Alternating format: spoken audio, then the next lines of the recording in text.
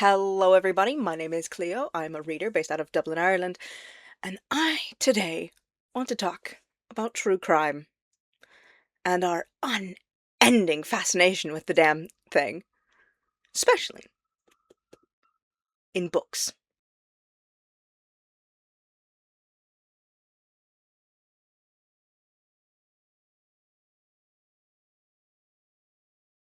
Right, so to get started, as I'm sure many of you know, I am a huge fan of the crime adjacent genres of fiction.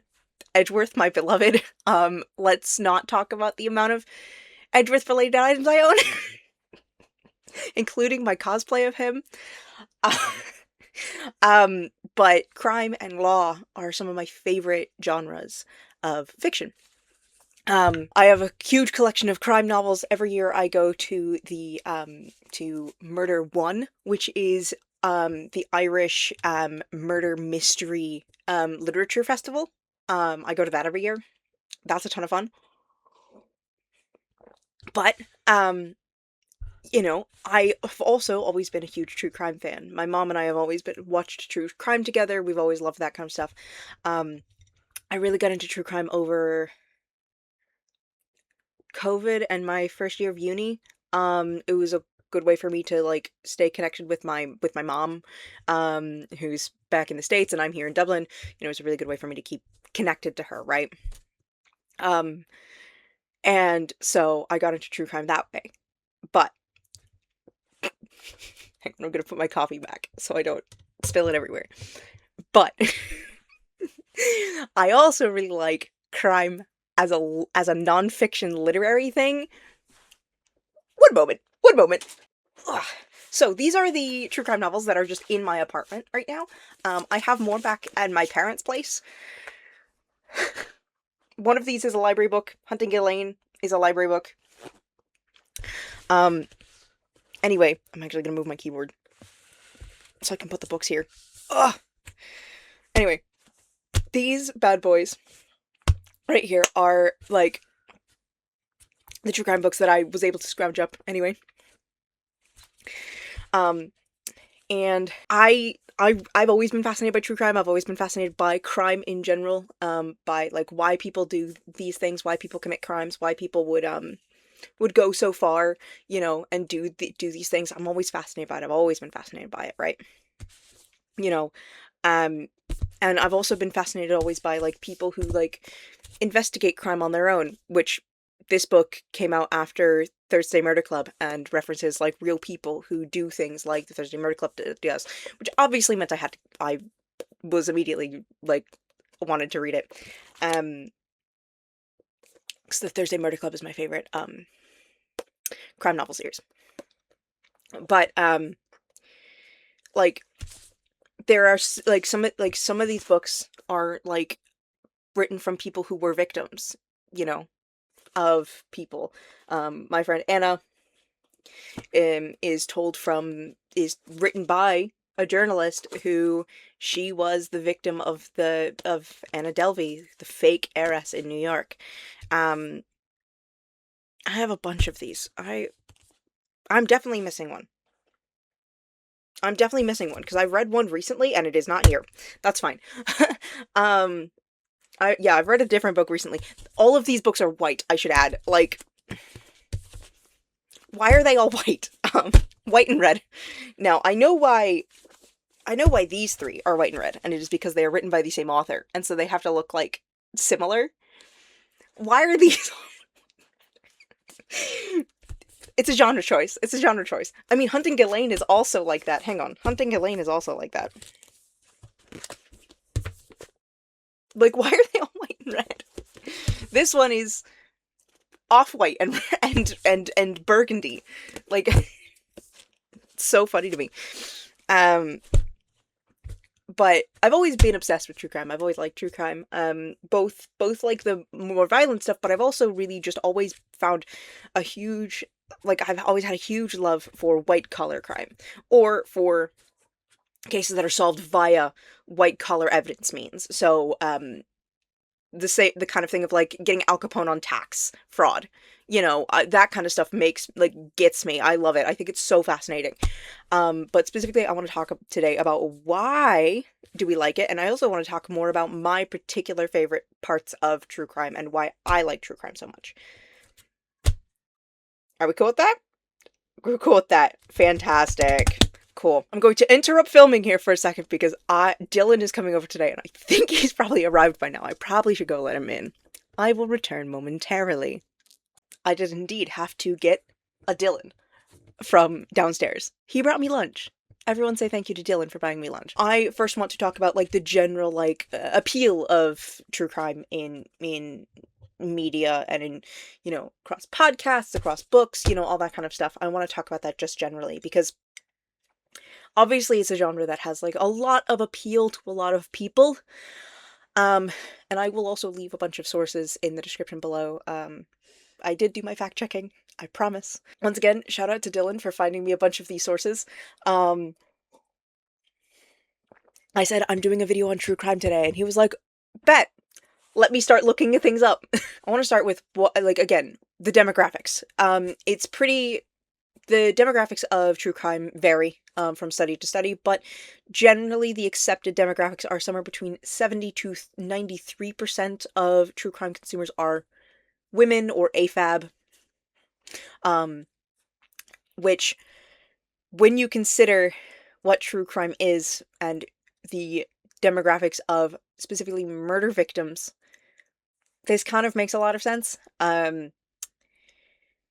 Women are much more likely to be victims of violent crime. You add in racial bias, homophobia,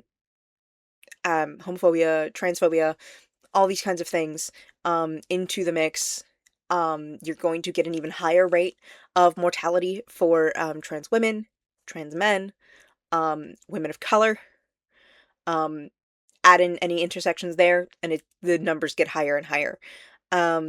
So it of course makes sense that women and AFAB people are generally the highest demographic for crime consumption. It's very unfortunate.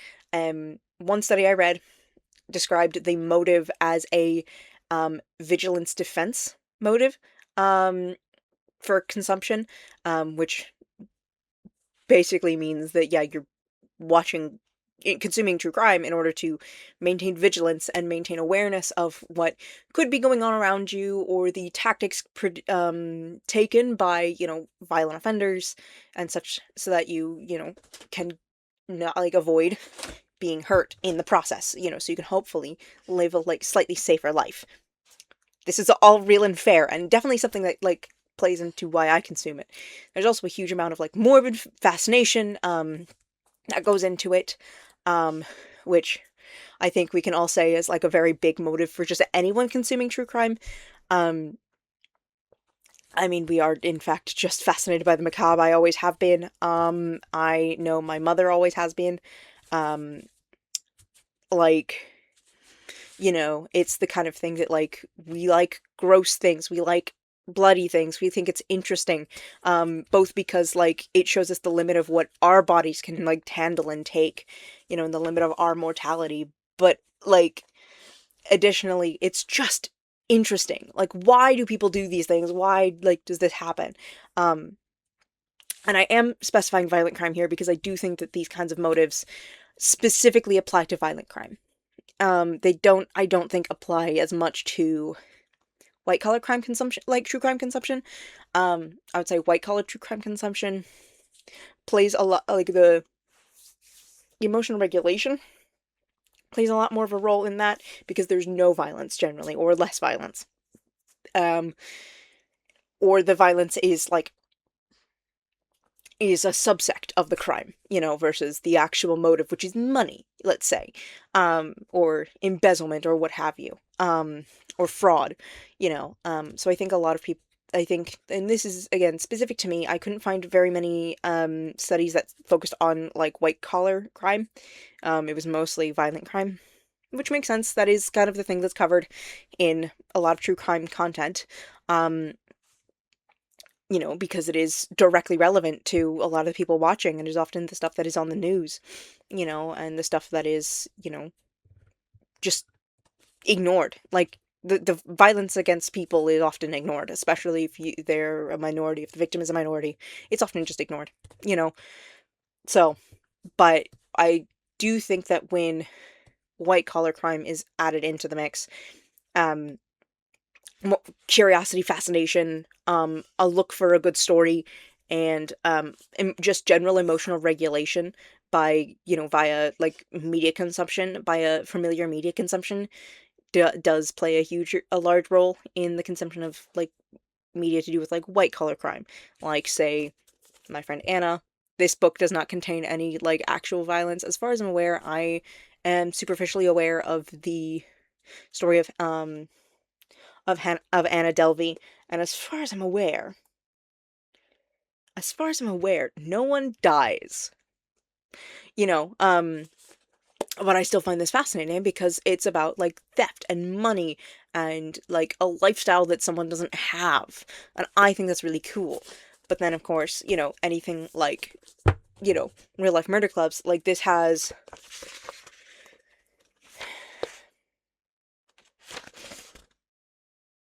Don't Fuck with Cats in it. This has the Golden State Killer. Like this has all kinds of stuff in it, and I think most of these are like violent, most of these are violent. Um and so like on the two ends of that spectrum, you have the violent crime, you have the vigilance, you have the morbid curiosity, but you also have the fascination with a story and with people's motivations, right? I also think that the focus is different for each of these types of crime. For example, with I don't want to say victimless crime because that's the wrong word, because there are still absolutely victims of white collar crime like this. Like My Friend Anna is written by Anna Delvey's victim, um, Rachel LaRoche Williams. Like she was Anna Delvey's victim. Um, but where no one has died, I think a lot more attention can be afforded to be put onto the culprit. Um, and again, in this case, the victim has put a lot of attention on the culprit because she thinks it's important to explain how this happened. But I do think that generally, like in white collar crime, it is much more interesting to put a spotlight on the culprit. Also, because a lot of times with white collar crime, let's say Jen Shah of the Real Housewives of, oh, she's Salt Lake City, isn't she? Yeah, Real Housewives of Salt Lake City. She committed a huge wire fraud scandal. If you're not familiar, go watch Emily D. Baker's coverage of that. It's so good. It's so good. um, all of Emily D. Baker's coverage of the Jen Shaw case is phenomenal. But for that one, like the victims are so many victims. Like there are hundreds of victims because she ran a call center that defrauded elderly people from so much goddamn money, right? That it would be impossible to focus on each of the victims equally. It would be unfair, you would miss people, and so you have to pay attention to the culprit and to the culprit's actions and to their crimes, because there is no one who died, right? Inherently because of this. People lost their retirements, people lost their homes, but no one was directly murdered by Jen Shaw's hand. So you can't apply those same rules. So I do think that in white collar crime, a lot more attention can be paid to the culprit, because either there are so many victims, the victims themselves may want to focus on the culprit and the culprit's actions, or or it's, let's say, with like tax fraud or like embezzlement from a company, there may not be any like real victim in that sense. Whereas with violent crime, like the stuff talked about in real life murder clubs here, you have to pay attention to the victims. You cannot pay that much attention to the culprit.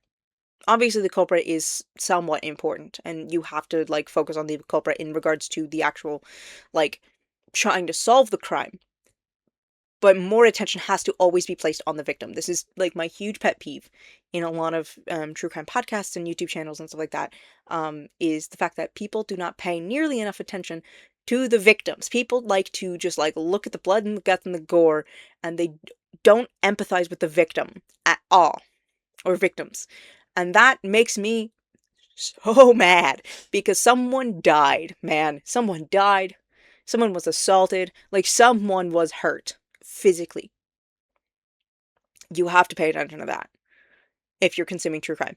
I'm particularly picky about my true crime because, again, if you're not, like, caring about the victims, I don't want it. I don't want it. Like, the victims are, to me, the focal point of crime. And to put too much emphasis on the, on the perpetrator does a disservice to the victims. I've also found that oftentimes, between books and audio, because I like podcasts and YouTube channels a lot, that the coverage varies, that the type of coverage tends to vary.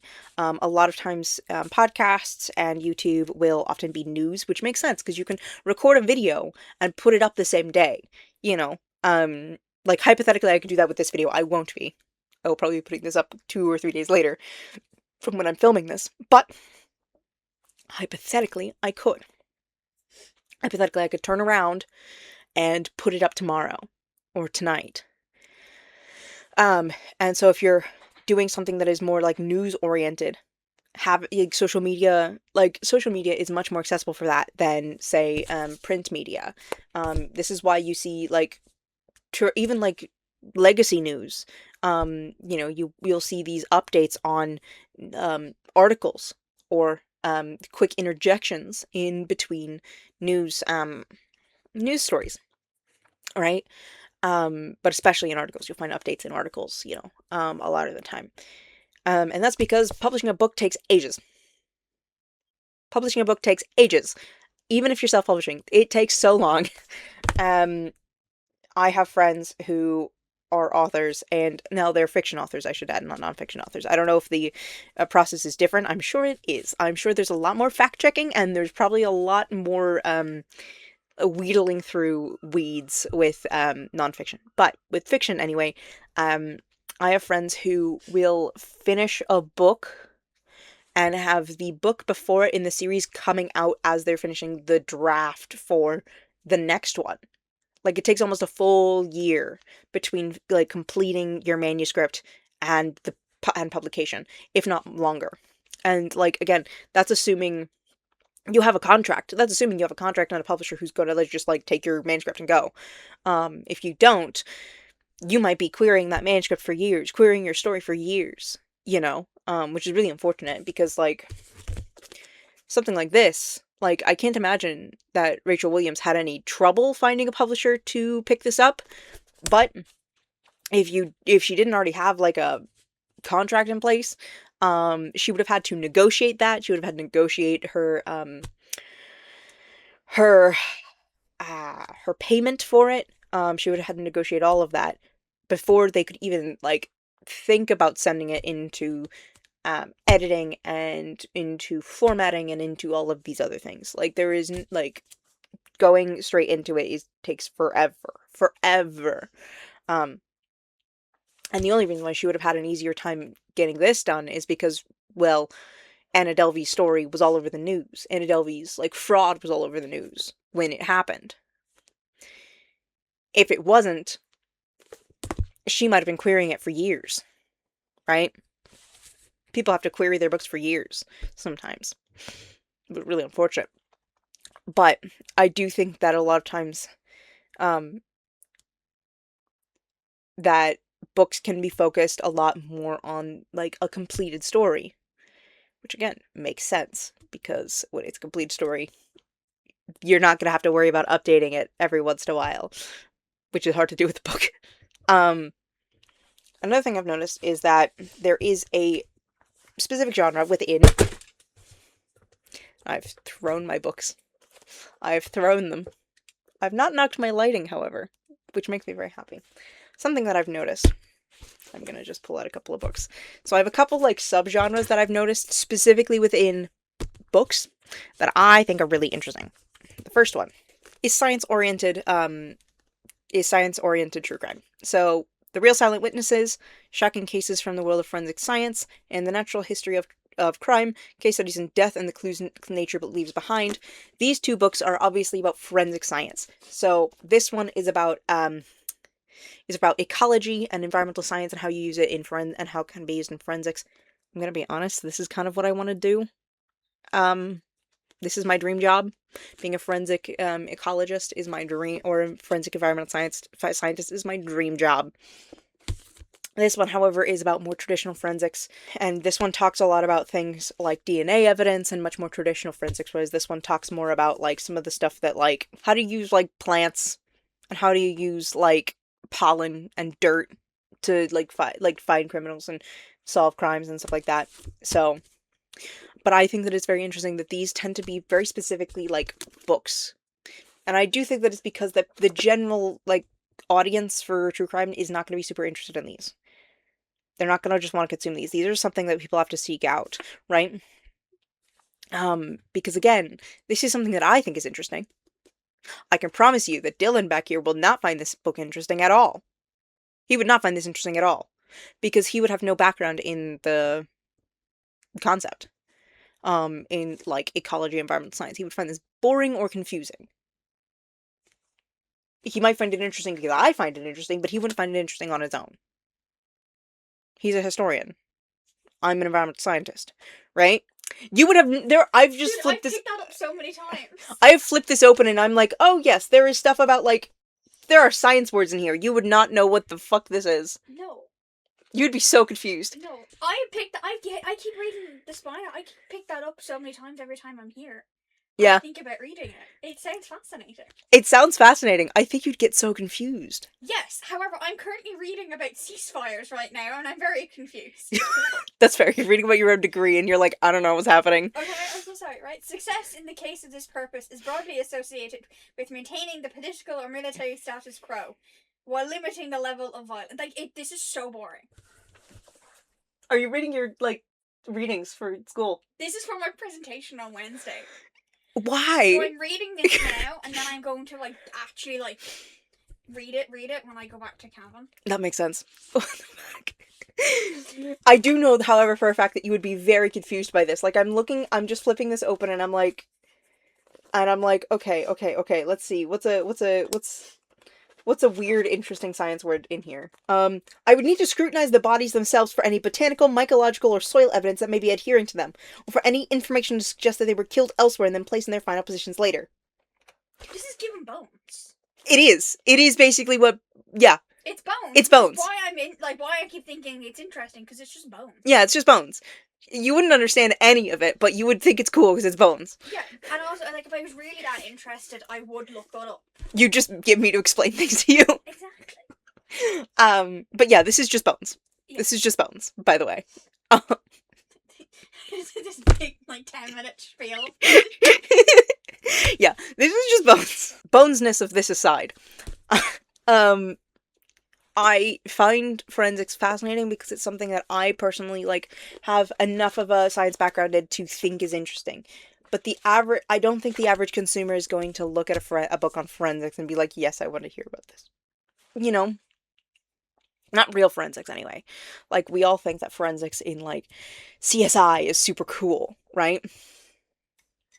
But, like, I think, like, reading about the actual, like, science of forensics is boring to a lot of people or confusing to a lot of people.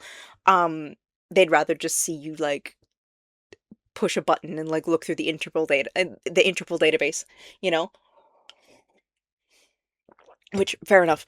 But I do think that it's interesting that there are, like, some very specific, like, books on, yeah, forensics, you know, and stuff like that, that you don't really get in other forms of true crime.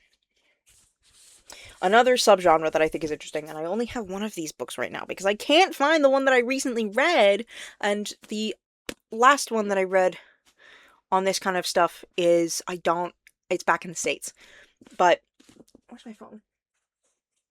but I can tell you the names of the other books. Um, so we have the Empire of Pain by Patrick Radden Keefe. This one is about the opioid crisis. It's about the Sackler dynasty and the opioid crisis. Um, oh my god. Which my current read right now is one of Patrick Radden Keefe's other books, which is Rogues: True Stories of Grifters, Killers, Rebels, and Crooks, which has been super interesting. Why is this in light mode? Excuse you? Ugh. Why are you in light mode? Why is my story graph in light mode? Guys, I'm scared. Let me in.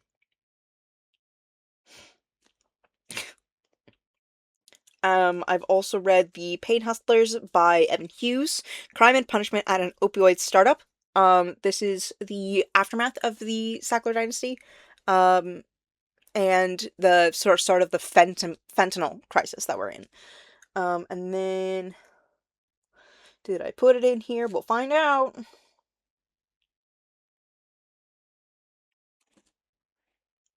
I did not, because I'm stupid. And then the other one that I want to talk about, because I think this book is really good. Did I do a review of it? I think I did. Scrolling through my own Instagram. Yes. Bad Blood, Secrets and Lies in a Silicon Valley Startup by John Carreyrou. About Elizabeth Holmes. And her whole shtick. I've also listened to John Carreyrou's podcast that went through the trial. In case you're wondering. But I find it really interesting, this sort of like medical focused true crime. This is because I'm disabled. This is because I'm disabled. And a lot of this stuff has direct ramifications on my ability to get pain meds, on my ability to get medical treatment, all this kind of stuff.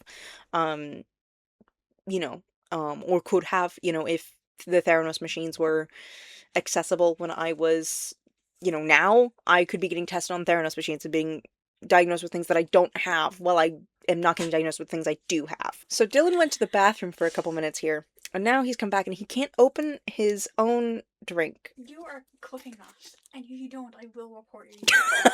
Okay. Oh my god. Wait, Sorry. what? There you go. Thank you. It was hard to open!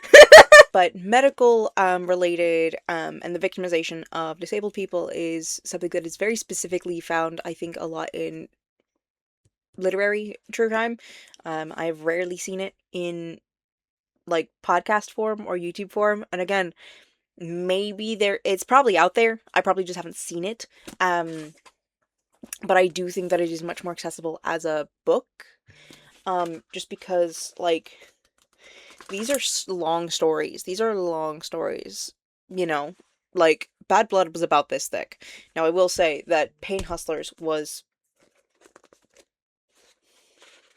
like this thick. Right? But these stories tend to be longer. These stories tend to be more involved.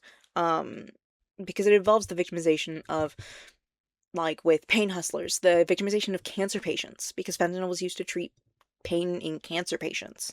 Sackler Dynasty, like, victimized, like, anyone who had any sort of injury was prescribed oxycodone or oxycontin. Everyone. And it ruined people's lives, Um, and the after effects of this directly impact my ability to, like, as a disabled person who experiences chronic pain, to access painkillers, right? Less so here in Ireland, because we didn't get as much of an opioid crisis, right? If any. But in the States, it certainly does, Like, here in Ireland, you can get a soluble painkiller called Solpadeine, which contains codeine, which is an opioid. You cannot do that in the States because the Sacklers ruined everything. So while I can get Solpadeine here, I can't get it back in the States. Which is unfortunate, because Solpadeine is one of the only things that helps. Because opioids are very good painkillers. I will say, I don't take it very often. I take it on the worst of the worst days when none of my other meds work. It is my last resort. as it should be. But in the States, these kinds of opioids, codeine, oxycodone, Oxycontin, these were overprescribed to people to the point of like just everyone and their mom, like soccer moms being addicted to painkillers. Which is crazy. Crazy.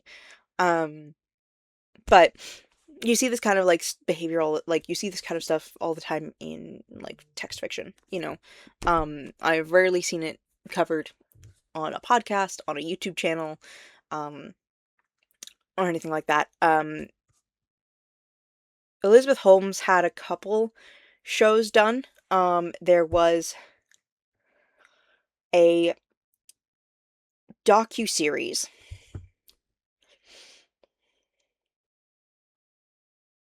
I'm gonna look up the name of it. Because there were two shows. There was one that was a biopic with Amanda Seyfried. Seyfried? And Cypher. Seyfried. Thank you.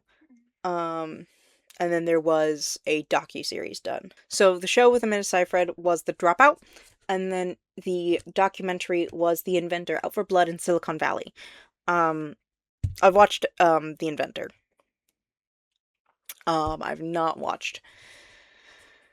I've not watched The Dropout. But like that one got a lot more attention. Um, that one got a lot more attention. Because like she had enamored herself to the like world of Silicon Valley and to the people adjacent to it in a way that I don't think a lot of other people who are white collar criminals do. Like a lot of white collar criminals generally tend to go under the radar, with the exception of like Jen Shaw, of course, you know, and various other housewives who have committed crimes. Erica Jane. Um, her husband Tom Girardi, her ex-husband Tom Girardi, committed a ton of crime. And that's like pretty well known and like covered because again, Erica Jane is a real housewife. Um, Tom Sandoval is being sued by one of his co-stars. And again, that's being covered in the media because it's you know, it's part of reality TV. But like once you leave reality TV, white collar crime tends to slip under the radar because people don't pay attention to it because they think it's victimless. Unfortunately, it's not usually. Tax fraud I would say is pretty victimless. Embezzlement isn't. Even if like who gives a shit about the big company? All of these, if a company goes bankrupt because you've embezzled a shit ton of money, all of those employees are out of a job, right? And that's your fault. You know, if you're embezzling money. Um, so white collar crime tends to like slide under the radar unless like the perpetrator is someone who is a big name, you know. Tom Girardi was also a big deal in California because Erica Jane is Real Housewife of Orange County. But like that was a huge deal because like Tom Girardi is the plaintiff's attorney in California. Like it was a huge deal, like across like the entire legal profession in California because you know he was important. It would be like a politician, like a local politician committing like stealing like campaign funds, right? Same kind of thing. Like if the person is important enough, it'll get covered. But I've noticed that a lot of times because you know directors and members out of a C-suite outside of a CEO are generally not personalities to the wider audience, it's often not covered as much, which I think is very unfortunate because I think it's super interesting. White collar crime is so interesting to me. Um, I think it's like fascinating, but I also think that the motives behind like lying about medical information to consumers and lying to the FDA and lying to their own employees, I think that is really interesting as well because it really goes to show how much people will do to make their money and to keep their wealth and to stay on top. Um, which I find very interesting. I just find it interesting. Um, so I've always like been much more focused on like white collar crime and like forensic like technique than like violent crime. But violent crime is also super interesting. And again, it's because of how like dangerous the world is for someone who is like AFAB. It's a dangerous world out here for everybody.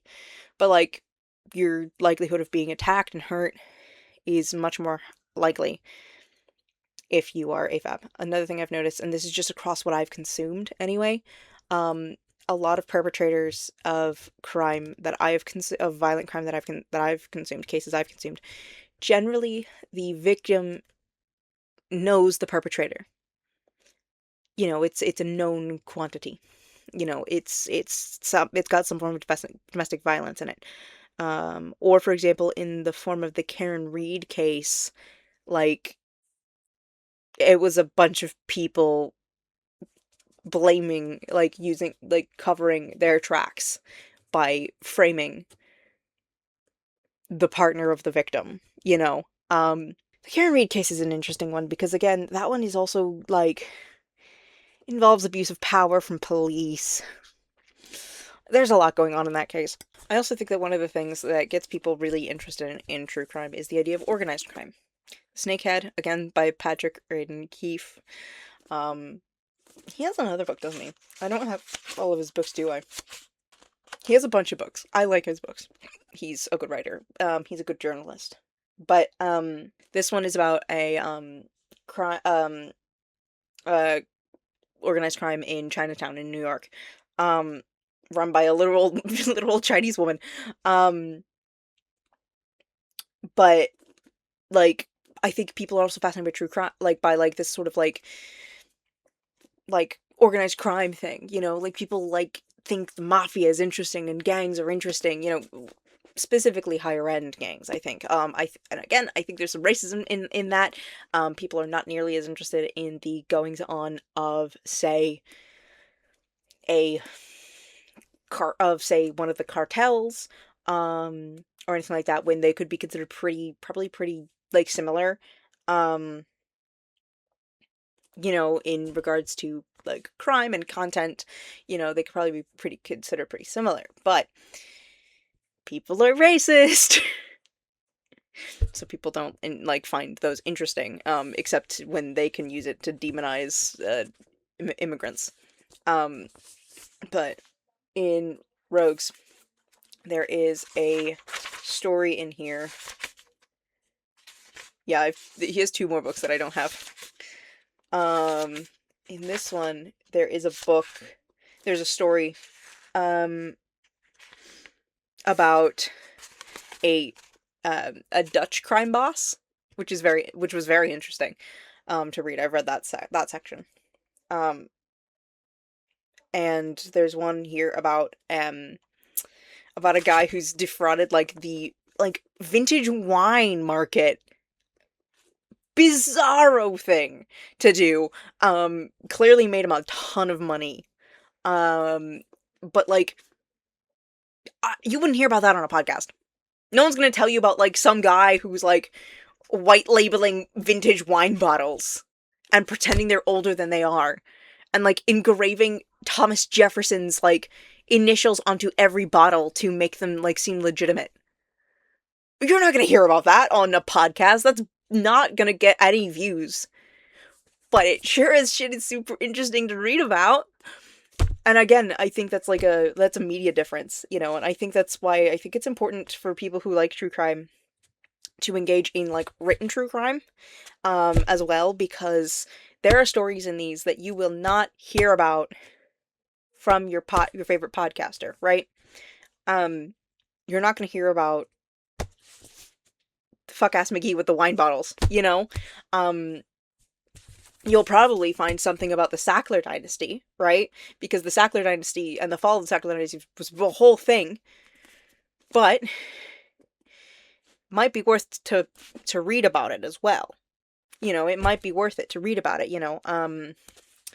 The official coverage of the Theranos scandal, like that like empire like that's all going to be like put through, like that's going to be put through a lens of like public court documents generally. John Carreyrou, however, had been investigating Theranos for like a decade before Elizabeth Holmes ever was arrested. Um, and so he's got actual sources, actual documents. He's got like anonymous, like people who he had been given information to anonymously, who now that Elizabeth Holmes was in jail, he could safely like reveal their names, you know, he could safely like identify them in a form of a book, you know. So there's going to be information in that that you might not find in just your court records, right? So I do think that it's important for like your average true crime consumer to pick up a book about this kind of stuff. Like if you're really interested in true crime, read about it. Read about it. Like listen to an audiobook either. Like if you listen to podcasts because you struggle with like reading text, I'm dyslexic. I'm the last person to like be like, no, you cannot listen to an audiobook. It's not real reading. It's fucking bullshit. Um use audiobooks. A lot of publishers will sell audiobooks directly. If you want to avoid Audible, if you want to avoid Amazon, you know, you can always go directly to the publishers. Oftentimes the publishers or the author's own websites will have ebooks and audiobooks that you can just buy straight from them. And then you can put them onto your tablet or your Kindle or your Kobo, what have you. Another thing you can do is if you have a local library and you have a library card, you can use BorrowBox. This is my BorrowBox. I'm listening to The Impossible Fortune right now, by Richard Osman, and it is affiliated with, you can see at the top there, it's very blurry because this doesn't autofocus apparently, but it's affiliated with the Dublin City Council, Dublin Library, because I have a Dublin Library card, which I will load up for you so you can see it. I have books that are overdue. I need to renew these. But yeah, library card, right? I use the Dublin City Library. So that connects up with BorrowBox so that I can so that I can have ebooks and audiobooks, and other ebook applications on my phone and on my tablet. Take advantage of resources like this. Libby is another one I think that does that. Um, but I don't think it connects with the Dublin libraries, which is why I don't have it. But, Libby, BorrowBox, those are great resources for getting access to non-tech paper forms of books. Also, if you live particularly far away from your nearest library, and you have a library card but you can't trek out there, it's always worth trying to see if you can use it on your phone or your tablet. 'Cause sometimes it's just easier. Sometimes it's just easier, man. But I'm gonna be the last person to say, like, only paper, only paper. My dyslexia is an active detriment to the fact that I prefer a paper book. Like when I was doing research for this video, Dylan was watching me read sources, and he specifically mentioned that it was wild to watch me read because I read so quickly. And I read very quickly. However, the smaller the font, which academic texts tend to be very small, and most of what I read were academic texts, because I wanted to make sure I had the information correct.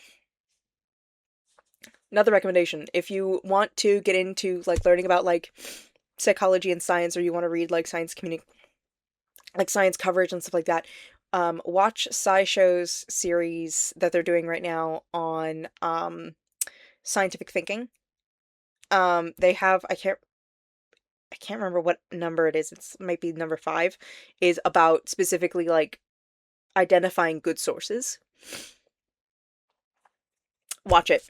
Watch it. It's 1, a good video. It's 2, nice and short. 3, it's Hank Green, so it's funny. And 4, it tells you exactly how to read a scientific text and read a scientific paper, which I think is a very valuable skill to learn, because the media gets things wrong all the time. Don't trust news talking about science, because generally they will have interpreted something wrong, because these people are generally not trained. Which, again, you can't blame them for not knowing science words. You can blame them for being bad journalists. But I know that a lot of people like listen to podcasts or watch YouTube because they struggle with like reading, or they don't have the time to like read a book. because this definitely takes time. I'm a particularly fast reader, but like even for me, like this would probably take me of how many pages is this? Well, okay, that's all sources. How many actual pages is it before we get to the sources? Okay, it's 432 pages minus the sources. Look at all the sources. Whoa. Um, 432. Okay, I'd probably be able to read this in. Let's say I read 100 pages in an hour. It would probably take me about 4 hours, 4.5 hours, 5 hours maybe to finish this, and that's if I sat down and only read, right? Because I read about 100 pages an hour, give or take. Usually more, but let's give us the benefit of the doubt here. Probably 5 hours to read this. That's a lot of time, right? And I totally understand that people don't always have that much time. And a lot of people like listen to podcasts because it's accessible. Use your library. Use your library. Please use your library. Look at the authors' websites. Look at the publishers' websites. Generally, they will have ebooks. You know, if you have commutes, or if you travel for work a lot, you know, and just having books isn't super convenient. Have a Kindle. Have a Kobo. Jailbreak a Kindle so that you don't sacrifice yourself to Amazon, or like have a Kobo, you know, e-reader. Like have an e-reader of some kind and buy ebooks from the authors and from the publishers, or use like Libby if you're in the US, I think, and then BorrowBox here in Ireland, maybe in the UK, or just your actual library website itself. Like technically, Dublin Library's website app has a section where you can rent out or borrow out ebooks and audiobooks. It is just way more convenient to do it on BorrowBox. BorrowBox is much more generally gets you them faster for some reason. Don't ask me why. Um, but you know, libraries will help you. The authors' websites and the publishers' websites will help you, and you'll be able to consume something that is not just like necessarily news. You can consume something that has already happened and been finished and is no longer something that you need to stress about because it is done. It is done, you know. Or you can learn about like how forensic ecology works, you know, and listen to whoever the narrator of this audiobook is. I'm sure there's an audiobook of this.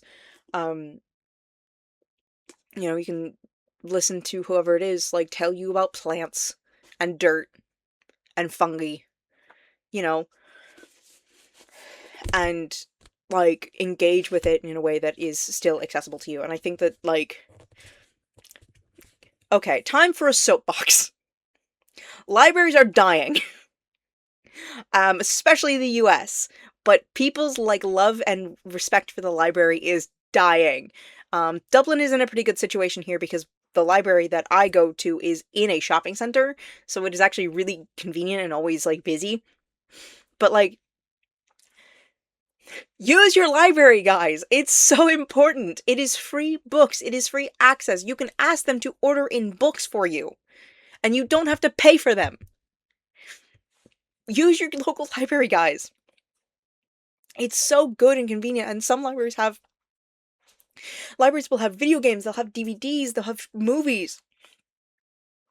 They'll have like comic books, they'll have all kinds of things that you can consume. They'll have magazines, newspapers. If you're doing research on like some like topic like news coverage on like I don't know a natural disaster 20, 50 years ago and the newspapers aren't digitized, okay, go to the library. They will have those newspapers, or they will have a catalog of newspapers that the system that the whole like set of libraries that they're affiliated with has, and they will tell you which one has it, and they will get them in for you or tell you where to go for them. Use your local library, guys. It's so important. It's so important. I love a library. The library would have microfilm, um, Hmm. which would have it's digitized, but not really. Yeah. Where you can go through all the Yes. things. Um, in case Dylan's voice wasn't loud enough. Microfilm. A lot of them will have microfilm. So even if they don't have the newspapers there, they might have a copy of the microfilm, or they might know who has a copy of the microfilm. Which library has a copy of the microfilm, which means that then they can put it under a projector, like under a projector, and you can look at these pages of newspapers and identify the right headlines without going and like digging through actual newspapers. You can just kind of like flick through them, like push a button, next, next, next, next, next.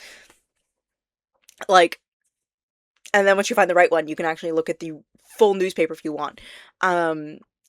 Like, libraries, man, they're so important. Take advantage of them. Like, they're the libraries I feel like are dying, especially in the States. Like, I'm from the States, right? And I'm always like seeing about like book bans and some like fucking evangelical like also, this is not me shitting on Christianity, I should add. I live in a very Catholic country. I live in a very Catholic country. But like this is me shitting specifically on white evangelical American nationalism. Um I see all the time like about like book bans and some like fucking white woman being like, this book has a person of color in it, therefore it should be banned because it's dangerous to my kid. What the fuck is wrong with you? What the fuck is wrong with you? Like, it's a book. It's a kid's book. Anyway, before the alt-right rabble ruins libraries forever, take advantage of them. Because the more you take advantage of them, the more they are going to be able to request funds, and the less the government will be able to deny them those funds. Because if they are showing actual active like people are using this resource, people are using this program, the less they are going to be able to deny giving them the money. Save your library. Check out an audiobook. Check out an ebook. Check out a physical book. Please. Before the world ends. And that's the soapbox done. Back to true crime. Additionally to liking true crime, I think a lot of people who like true crime also like crime novels. This is just one of the ones that I grabbed from my book cart back here. This is Not Quite Dead Yet by Holly Jackson. It's a signed copy. I'm a lucky bitch.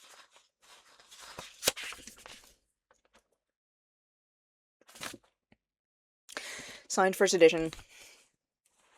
But like I think a lot of people who like true crime like crime fiction. And again, like I said, I go to Murder One every year. If you are in the Dublin area, go to Murder One. It's every October in Dunleary in the DLR Lexicon, which is the library down there. Go there. It's so much fun. It is so much fun, genuinely. I always have a delightful time there. It's a celebration of like Irish authors.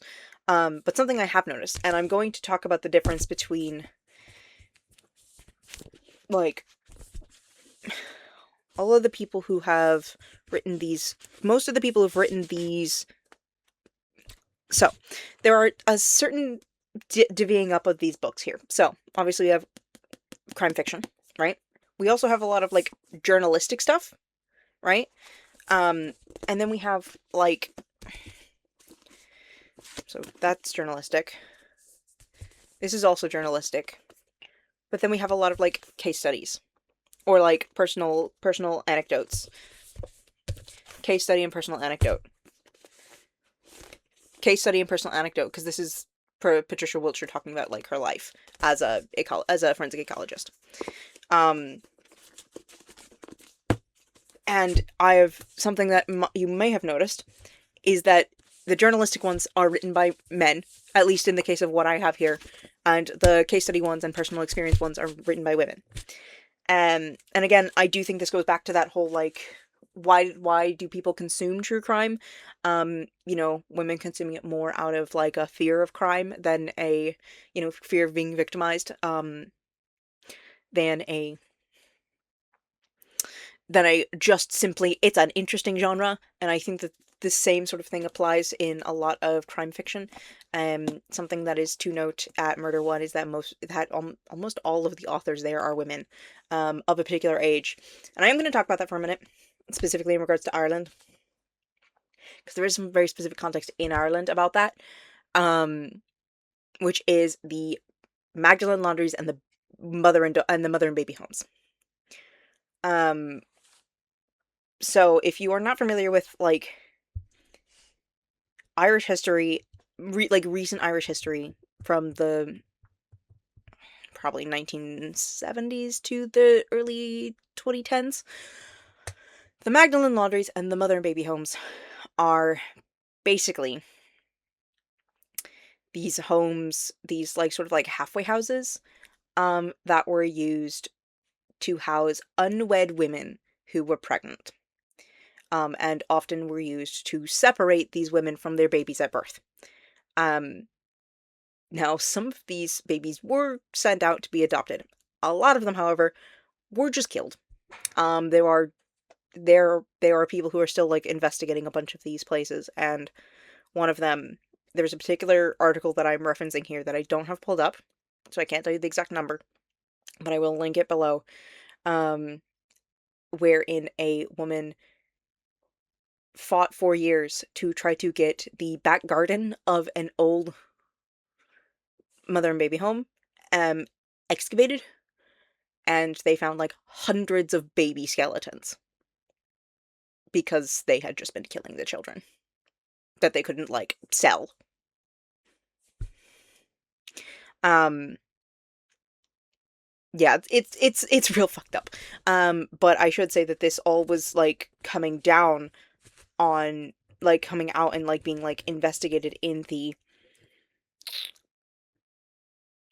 80s and 90s, which would be when a large amount of the female Irish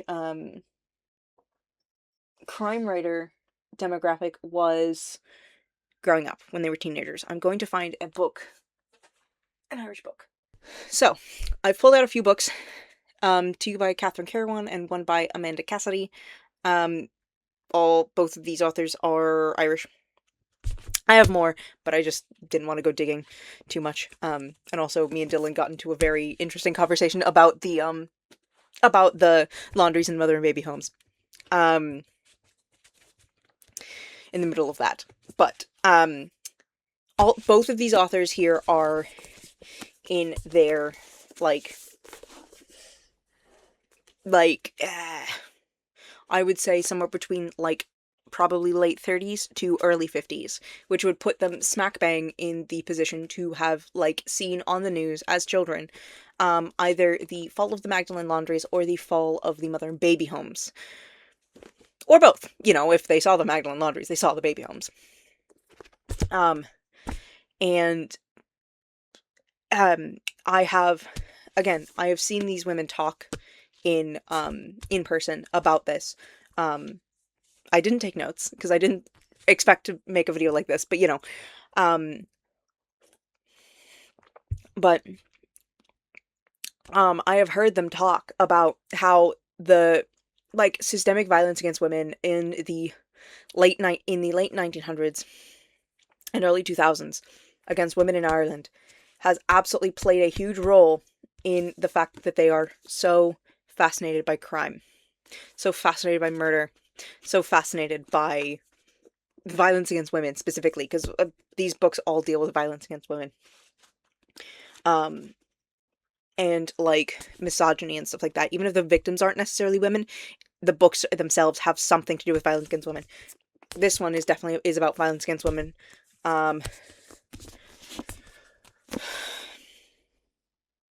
Violence against women. It's also in the Constitution. Yes, it is in the Constitution, isn't it? That's a fun fact for you. Yes. Violence against women. Like, yeah, the victims in all three of these are women. And so that kind of like systemic violence against women like sits in the age bracket for the Irish crime author, and the age bracket of women who become crime authors, in a way that it doesn't sit in the chest of Irish men of that age, which is why we don't Ireland doesn't have nearly as many male crime writers of that age. We obviously have male crime writers, but they are outnumbered by a landslide by women, and that is because in Irish history, so much violence obviously has been perpetrated onto Irish people, just generally because of England. um, but also in so much of the infighting and the civil wars and the War of Independence, so much violence was also perpetrated, was specifically directed at women. Whether it was sexual violence in the form of the Magdalen laundries, or the mother and baby homes, or in the form of like dehumanization and like stripping them of their femininity, as in during the Revolution, in when the um, the British military would shave women's hair off. They also did this in the Magdalen laundries.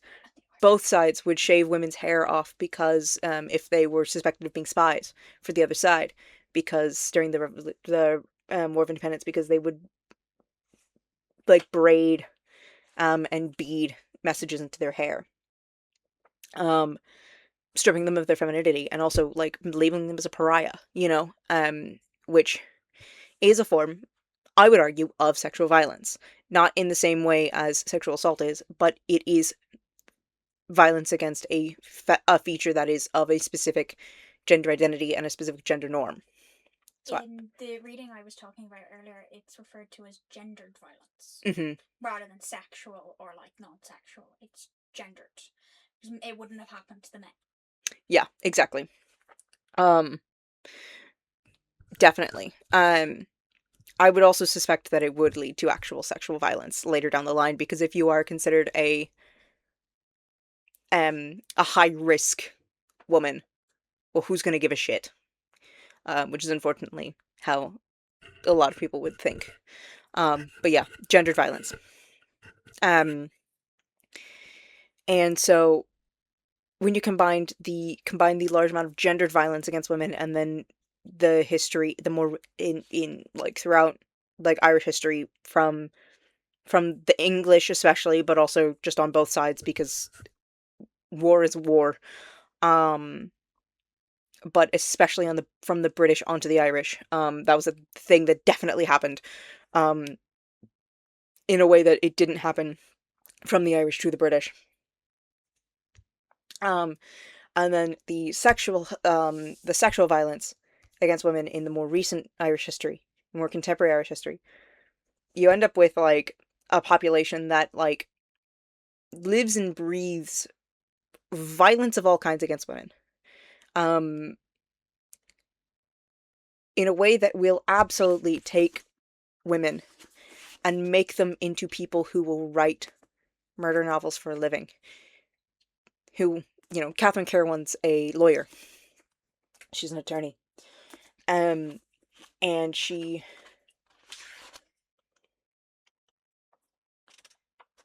a solicitor, right? She's a solicitor.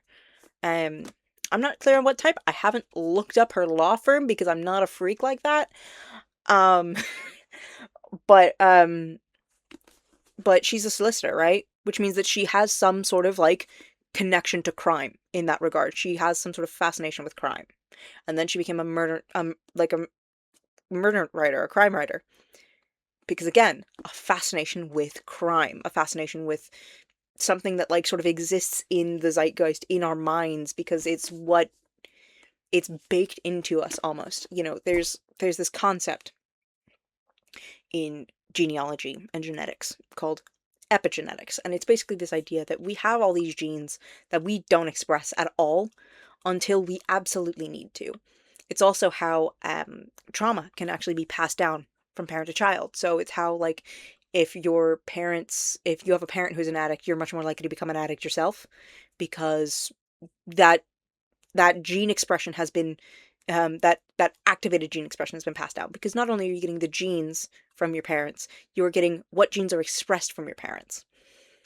And so, if your parents are an addict, you might also be really likely to be an addict because you have one, those genes, and two, those genes you're going to inherit those genes being expressed. One of the things that can show up is violence. Famine shows up in the human body.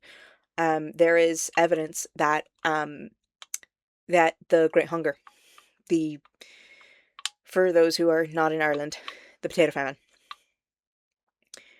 um, may have led to a huge, unprecedented spike in autoimmune disorders, Ehlers-Danlos syndrome, POTS, a variety of chronic conditions in Irish people because of long-term starvation for so long, along with the genetic bottleneck that led due to so many people emigrating out. Um, my dad always says that there are seven faces in Ireland, um, and that is specifically because of the genetic bottlenecking. There's not that many phenotypes to go around. Um, and so that sort of trauma that lives in the body, it lives in the mind, and it makes crime writers. It makes, it changes the way your brain is wired. Being exposed to crime so early, being from a population that experienced so much violence, it changes the way you are born wired, and it changes the way you will always be wired. And then further exposure, of course, changes it even more, especially at a young age when your brain is all like squishy, and your neurons are still forming, and you're still forming like brain connections.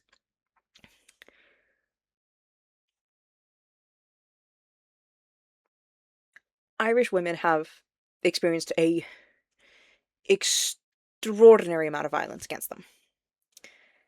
Women across the world have, but I'm specifically familiar with the history of violence against Irish women.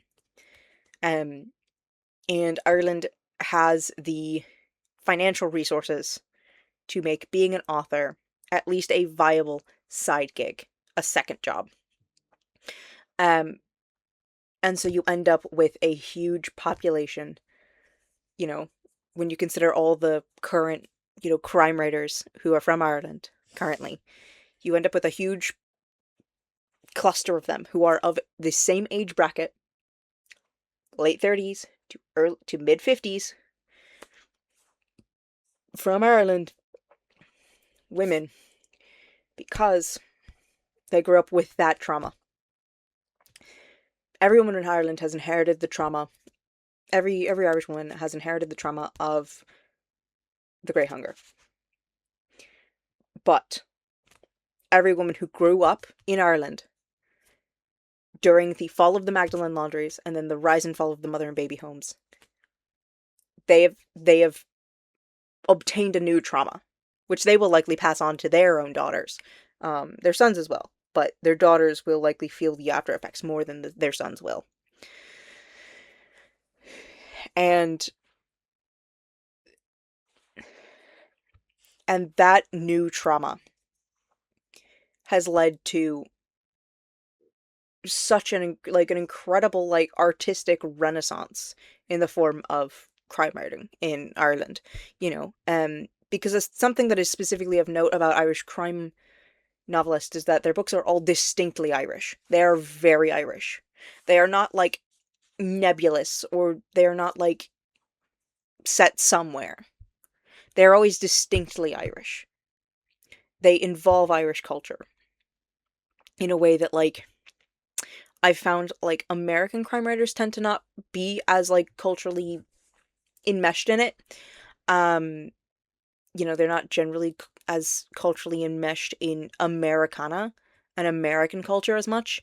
Um, but Irish crime writers are very invested in their Irishness. And I think that it comes from the same reasons that we like true crime. And that especially AFAB people like true crime. Because it's weirdly comforting because it's something we know. Violence is something we know. We know to fear it. We've likely experienced it, or we know someone who has. Um, we've seen it. We've witnessed it. It's weirdly comforting, which leaves us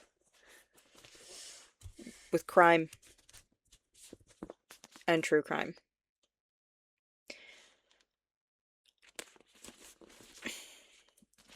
And I really do think that if you like true crime, if you like true crime like podcasts, and if you like true crime documentaries and stuff like that, get an audiobook. Get an audiobook. It's worth it. Get an audiobook of something different, something about science, something about a case study, about a specific case. You know, get an audiobook of The Empire of Pain or something. You'll find it so interesting. And another thing I think is that people should look at where crime authors are from. I think everyone should read some Irish crime at some point. Because Irish crime is different from crime in America and crime in England. It's different. Whether it be true crime or crime fiction. It's different. Because Ireland is so trenched in violence against Irish people and from Irish people that it reads differently than anything else I've ever read in my life. And I've been reading crime fiction for a long time.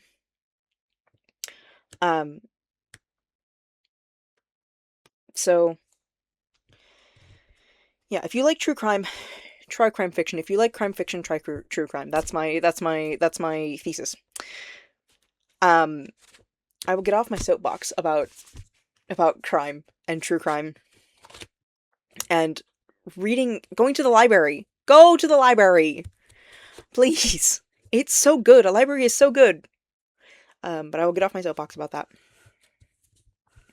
And I will ask that that if you have any thoughts on the true crime genre, ethics of true crime. I've barely touched on the ethics of true crime.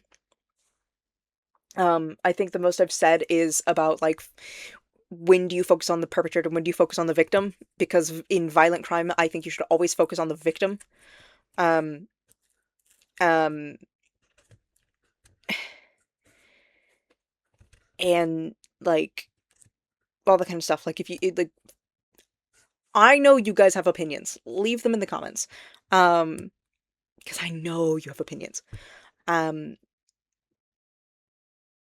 and in the meantime, please like, share, subscribe, do all the things, the YouTube things. And I will see you in the next video. Ta!